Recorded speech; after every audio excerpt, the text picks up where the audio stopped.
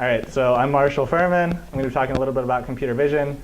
It's something that I've been learning about over the past month or so because I think it's really interesting, and there's some cool applications with images and sports and stuff like that.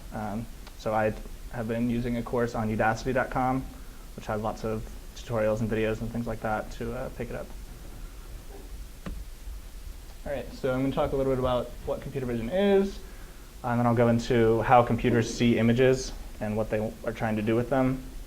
And then we'll go to feature detection, so picking out different pieces of the images and learning from them. Then I'll talk a little bit about motion and tracking and some machine learning uses for computer vision.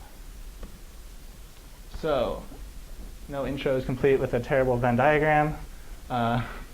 So I liked this quote a lot. I looked around for a bunch of different ones about computer vision, but this guy said, "It's the science of endowing computers or other machines with vision or the ability to see."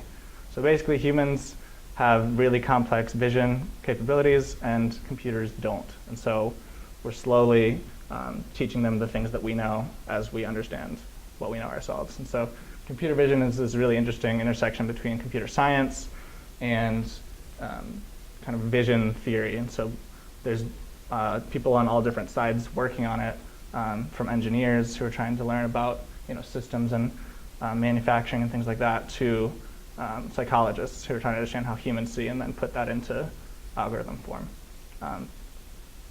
That's really good because they get different perspectives, but it's bad because they have different notation, they don't agree on things, and so it's kind of still forming as its own field. It's very, very young. It started in the 60s and 70s, 1960s and 70s. So it's still definitely developing. Places that you've probably used computer vision before: Snapchat filters, Facebook tagging, and Google Street View face blurring. So Snapchat filters are essentially detecting your face and its 3D structure by looking at your camera, and then they can overlay things onto it. Facebook tagging is essentially machine learning. So every time you tag somebody in a picture, you're giving Facebook more data to its training set so it can learn what somebody's face looks like. And then Google Street View, in order to protect people's privacy, they have to be able to find faces in images.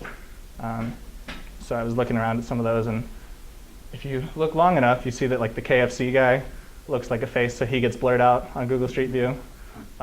Also some cows look enough like humans. So there's tons of different applications of it. Places that it can be useful for, institutions or governments, or especially like traffic monitoring, CCTV detection if they're trying to track a suspect, things like that. Facial recognition, obviously. Microsoft Connect uses it to understand how we are moving around, which is pretty cool. Airport security, yeah, and then some types of movies. If you're acting and it's going to be animated or CGI'd or something, that's kind of how they put it over your actual face. And then in sports, which is how I got interested in it, they use it for the Hawkeye technology in tennis, so telling whether the ball is in or out instantaneously uses computer vision. And then the sport view cameras in the NBA, there's like a 6-camera setup over the court, and so then they can figure out where each player is in X and Y coordinates on the floor. Okay, so that's the intro, and then we have to figure out what an image actually means to a computer. So basically an image is just a function. So it has 2 inputs, X and Y, and then you get out an intensity value for a grayscale image, and then red, green, blue for a color image. So I'm not going to talk too much about color images because they make it a little bit more complicated. Essentially, the red, green, and blue are correlated, so you're not gaining as much information as you would think. So that makes it, a little bit trickier to deal with. And then I learned that pixels actually stands for picture elements. That's a fun little tidbit. If you learn nothing else today, hopefully you remember that. And so you can take an image and essentially visualize it as a function. This is just in MATLAB. And the nice part about the MATLAB one is that it shows you higher intensities as peaks, and it actually colors them that way, and then lower ones kind of as valleys. And so computer vision, this is a quote from the guy on Udacity, said, computer vision is about taking these functions and computing something from them. which sounds a lot like statistics because these are just data sets, and we're trying to learn about them, about these functions. And so if we have it in this function form, and we think about smoothing functions, what do we think that'll do to the image? If we go back to it. It's going to blur the image, right? Because we're losing details, essentially, by smoothing it. And so that's just one of the things that you can do to these images. Maybe if you blur it and you need less memory to record that information because there's not as much going on in the image. And sometimes, depending on what it is, you can still tell what you're trying to find out from the blurred version. So there's all kinds of image processing techniques with blurring and filtering and different things like that, Fourier transforms that I'm not going to go into, but it's a very common practice. Okay, so sometimes we can tell everything we need to know from an image just by the edges. So here we got a picture of some peppers, and if you look at the edge detection, you can still tell that they're peppers, and you can see the boundaries between them pretty well. And so an edge itself is just a change in the intensity function over the course of the image. And so how do we measure changes in functions? We use derivatives. So you can map that intensity function over the course of the image and then look for large changes, and that's typically where an edge can be found.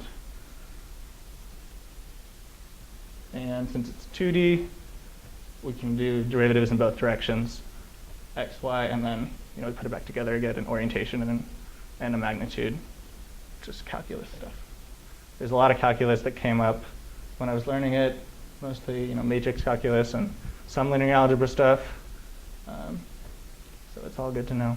All stuff statisticians can do.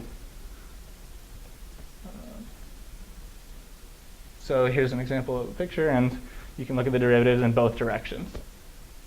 So on the left is in the x directions. You can see large changes when you go across different stripes on the tiger. And then in the y direction, you see them as you go down. And so then you would put those together and get the magnitude and orientation.